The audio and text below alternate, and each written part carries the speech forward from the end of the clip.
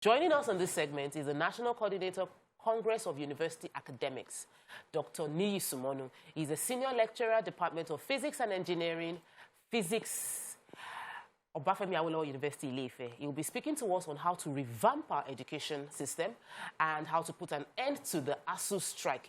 We are tired of talking about ASUU strike, and it seems unending. So we want to now dig deep into what the solutions might be. On behalf of all Nigerian students, the association, the National Association of all Nigerian students, previous and current, Parents Association of Students, all of us were tired of ASUU strike. And I think that we seem to be going around in circles. We've done this strike every time, over and over again.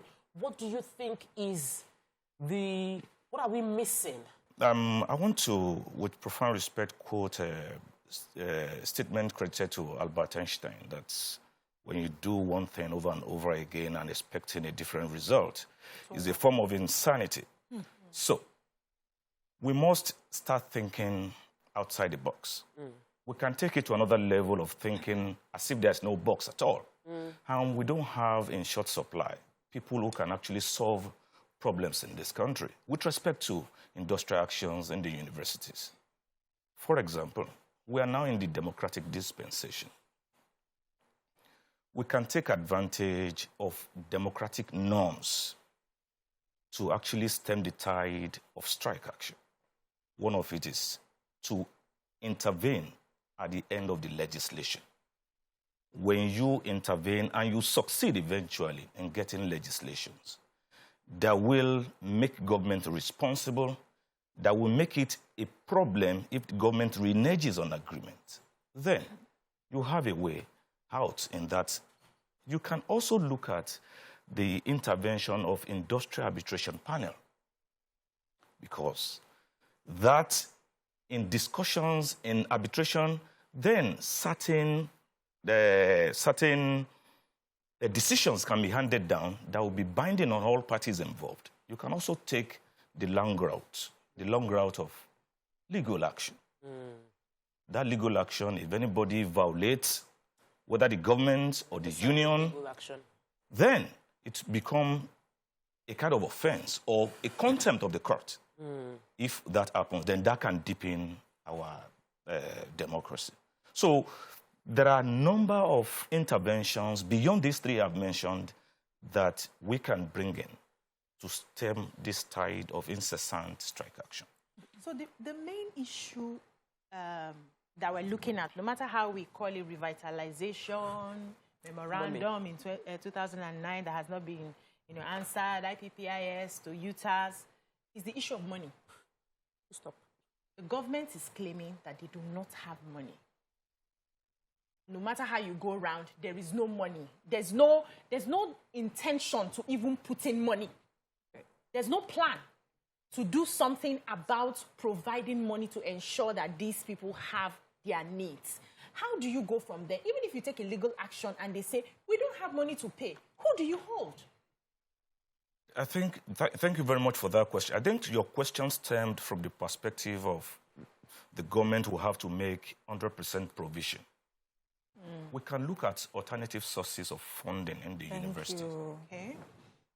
The alternative sources of funding in the university can include endowment, can include investments, contracts, can include research grants, can include a number of things that will be different from what government is putting on the table. It's actually very difficult to also believe that the government does not really have the money. They ask Nigerians to live austere life, but what they demonstrate doesn't show that they also live by what it is preached.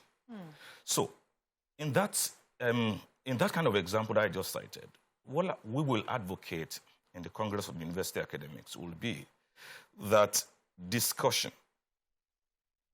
transparent discussion, honest discussion should be brought on the table, where all stakeholders, the stakeholders in this sense will then be expanded beyond the government on one side, the unions on the other side. there are other stakeholders. There are parents, they are stakeholders. Students, who are stakeholders.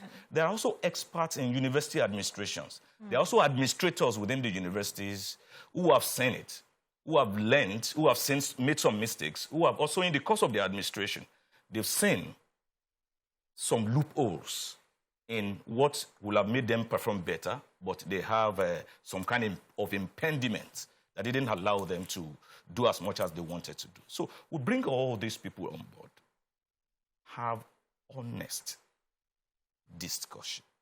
And when you put that on the table, when you have honest discussion and you make it so transparent that Nigerians are also stakeholders, because when you have progress in the universities, no nation can rise above its ivory towers. Yeah. When you have progress in the universities, it will certainly reflect in the society. It's a ripple effect. But let me ask you a direct question. Do you believe that we should still be on strike? Do you believe that this strike is necessary at this point in time? Personally, I do not think so. If the government does what needed to be done, now that we are where we are, you don't get into the water and start complaining of cold. Now that we're where we are, what are the ways out? And the ways out are the suggestions I've just made. This current empress will end at the table. I heard Miriam saying we have talked too much and what have you. Yes, I agree with you partially. Yes, we've talked. There can't be too much discussion. But we also need action. We also need action on the part of the government. How do we avoid this damage from being done to innocent children who are supposed to be? It's already been done. It's done. It's already done. The only thing is, the point we are now, all the critical stakeholders, I keep on saying that, should come to the table with sense of purpose, with honest mind, with the fact that there will be compromises on all ends. All ends. All ends. ASUU is not willing to come. There will be compromises on all ends. ASUU would say that. Otherwise, what we are doing today will come back to haunt us.